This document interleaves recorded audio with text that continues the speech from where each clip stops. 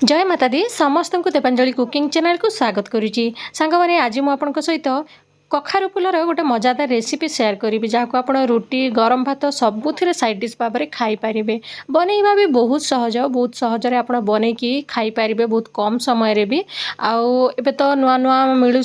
आग को तो बेसी परिमाण में मिल निहाती आप रेसिपी देखिकी थे बनईकी खाइले जानवे स्वादटा किपरि एबे देखि पारुथिबे मु भल भाव में या सफा करी नहीं आउ छोट छोट टुकड़े काटी नहीं माने हाथ में ही छिंडे दूसरी आउ तार जो ये मुंडीटा थाए या भी जमारू फोपाड़े या भी भल भाव में देखी ने भितर गोटे गोटे भी पोक थाए किंतु एबे नुआ नुआ मिलूँ तो पोक ना भलसे सफा करके आप फोपाड़ार दरकार ना या आम से तरकारी मिसेबा चलतु सबुतक को एभलिया भल भाव में बाछिकी आम धोईकी रखी नबा। एबे एठी देखंतु मो भल भाव में सबुतक को धोई नहीं आउ पानी भलसे चिपुड़ी नहीं आउ एठी आलू मध्य दुईटा को पूरा पतला पतला स्लाइस रे काटी नहीं एठी देखि पारथिबे शीघ्र सिझी जिवो सेइथिपाई तापरे आमे कढ़ई गरम करिबा आउ 2 बड़ चामच तेल दबा आपण चाहिले सोरिष तेल देई परिबे किंबा रिफाइंड तेल भी देई परिबे आउ जदि आपण चाहुथिबे ताले घियो रे मध्य करि परिबे। एबे आमे एथिरे आलू तक को प्रथमे देईकी भल भाव में सिझिबा पर्यंत आमे याकू भाजी नबा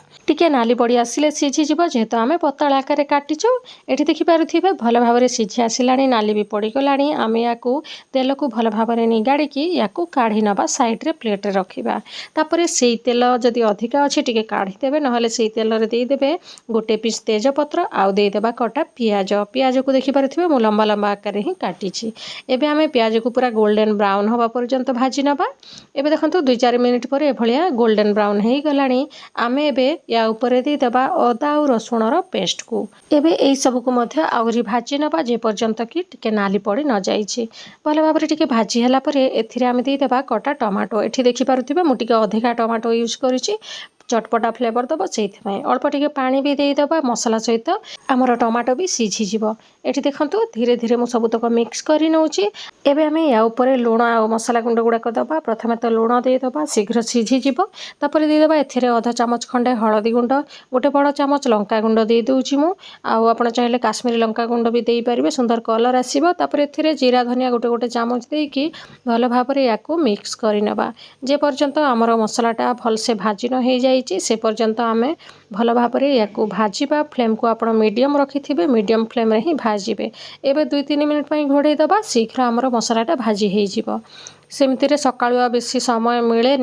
तो आपड़ घोड़े घोड़े कि शीघ्र माने भाजी पारे मसला को तापर ठीक रे भाजी हो सारा पर आम कखारु फूल जो काटिक रखी एथिरे देदेबा आउ एबे भाजिक रखिथिबा आलू को मध्य या ऊपर देदेबा एई सबुतक को आउ थरे भल भाव में मिक्स करबा। सांग माने कखारु फूलर बहुत सारा रेसिपी मु शेयर करी सारी आउ आपनकू सेटा जदि दरकार से रेसिपीर वीडियो देखि पारुनांती जदि मु एंड स्क्रीन रे भी देई देबी किंबा आपण कमेंट कले मध्य आपनकू मु सेई लिंकटा देई देबे। लास्ट को टिके एथिरे गरम मसला पड़िबो आउ भल भाव में मिक्स करिकि आमे लो फ्लेम करिकि याकू घोड़े नबा हाई फ्लेम रखिबेनी जेहेतु आमे पानी फाणी किछि देइना ना पोड़ी जिवार संभावना थाए मझे मझे आपण काढ़ी काढ़ी भी देखुथिबे जे पर्यंत भल भाव में आमर एई